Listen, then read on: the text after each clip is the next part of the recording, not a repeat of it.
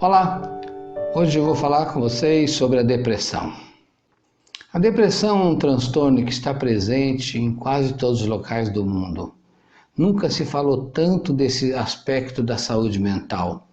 É um problema generalizado.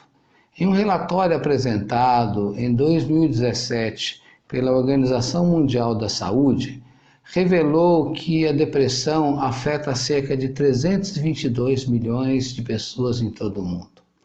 No Brasil, nesse período, os dados oficiais indicavam que tínhamos 11,5 milhões de pessoas com esse problema.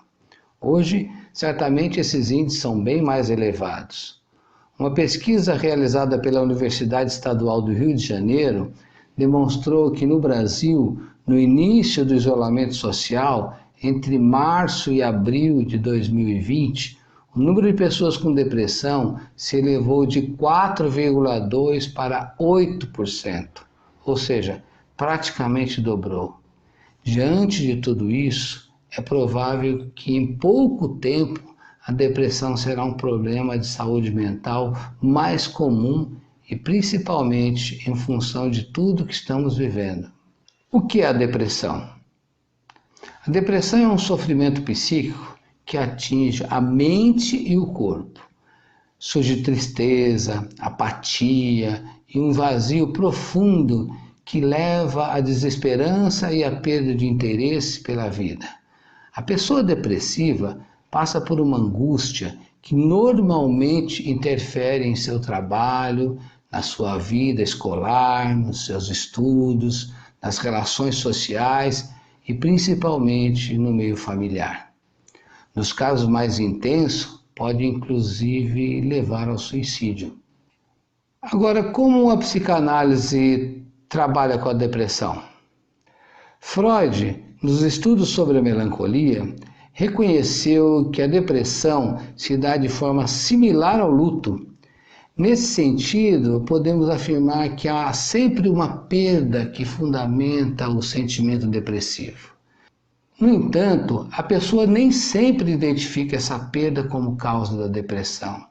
Essa similaridade com o luto pode ser percebida por um quadro de sintomas tais como o estado de sofrimento, perda de interesse pelo mundo externo, perda de interesse em descobrir novos relacionamentos e novas alegrias, afastamento de suas atividades cotidianas, isolamento, às vezes falas repetidas sobre o mesmo assunto e sempre sobre coisas e oportunidades que perdeu, lembranças, culpas, remorsos e tristezas.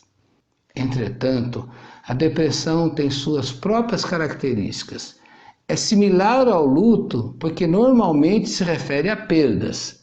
Contudo, o luto, depois de algum tempo, pode se encerrar. Algumas pessoas levam mais tempo, outras pessoas menos tempo, mas gradativamente, e conforme o tempo vai passando, ele vai se encerrando e a pessoa vai se sentindo melhor e mesmo com sua dor, retorna à vida que tinha e vai se reorganizando, retomando suas atividades, seguindo adiante. Mas, diferentemente do luto, nem sempre a pessoa com depressão consegue reconhecer essa perda. Às vezes nem imagina que possa ter alguma ligação com algo que se foi. Há pessoas que têm consciência de sua depressão, chegam a procurar um médico, identificam a causa, mas não compreendem o que de fato foi perdido. Esse processo pode se iniciar, por exemplo, após um término de um casamento, um namoro, uma amizade perdida, um emprego perdido, um negócio que não deu certo, um filho que sai de casa, uma separação ou até mesmo o próprio luto que não conseguiu se fechar. Assim, o que sente é um vazio. O mundo interno da pessoa deprimida se fragiliza diante dessa perda externa. E quais são os principais sintomas, então, da depressão? São sentimento de inutilidade, sentimento de culpa, autopiedade, baixa autoestima, baixa libido, mudança de apetite, alguns comem demais, outros nem se alimentam sequer, perda ou ganho de peso não intencional, pensamentos negativos, dificuldade de concentração, diminuição do entusiasmo, dificuldades em tomar decisão, dificuldades para começar a fazer suas tarefas ou terminar aquilo que já começou, ou seja, acaba caindo na procrastinação. Alterações do sono, insônia, sono excessivo ou acontecendo esses dois sintomas. Ora a pessoa dorme demais, ora perde totalmente o sono. Sintomas corporais como dores, problemas digestivos e alterações no batimento cardíaco. Diminuição de interesse pela vida. No extremo da depressão, pode ocorrer autoflagelação, que seria a pessoa se ferir, se cortar, e podendo chegar inclusive a pensamentos ou comportamentos suicidas. Agora, como que a psicanálise atua na depressão? A psicanálise busca saber se a pessoa está tendo um claro entendimento de sua situação psicológica, pois ao perder seu amor próprio, tende a deslocar seus pensamentos para as questões que fazem com que ela se afaste de si mesma. Há uma parte de si que se torna excessivamente crítica, que autocondena e faz surgir um profundo sentimento de culpa. Essa parte autoopressiva, na psicanálise, denominamos de superego ou supereu. É aquilo que em nós dá origem à culpa e às autopunições.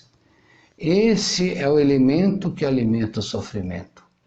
No quadro clínico da depressão, a insatisfação da pessoa consigo mesmo representa a característica mais marcante.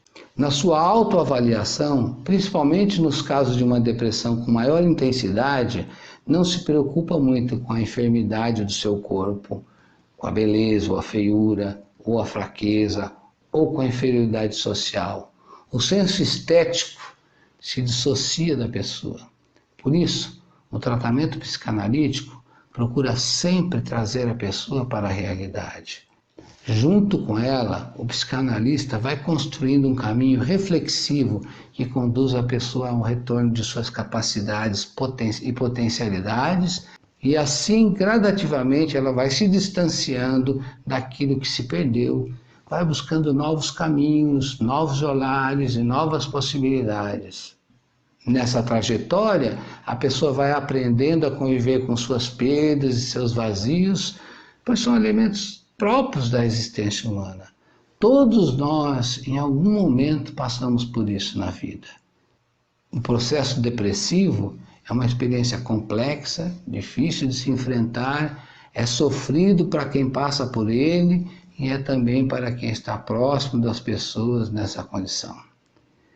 Quem está com depressão necessita de amor, cuidado e compreensão. Existe, às vezes, um certo preconceito em relação à pessoa depressiva, pois quem não sabe o que é a depressão tende a considerar essa condição como uma fraqueza ou uma incapacidade de enfrentamento de seus problemas. Isso é um grande equívoco. Devemos acolher essas pessoas, ajudá-las a encontrar novamente a vontade de viver, de reorganizar seus objetivos e seguir adiante. Nesse sentido, a psicanálise pode contribuir muito. O encontro consigo mesmo e a esperança de uma vida agradável e saudável deve sempre pautar nossos objetivos. É isso que buscamos com a psicanálise. Hoje eu fico por aqui. Se você gostou, nos acompanhe em nosso canal do YouTube. Até logo. Muito obrigado.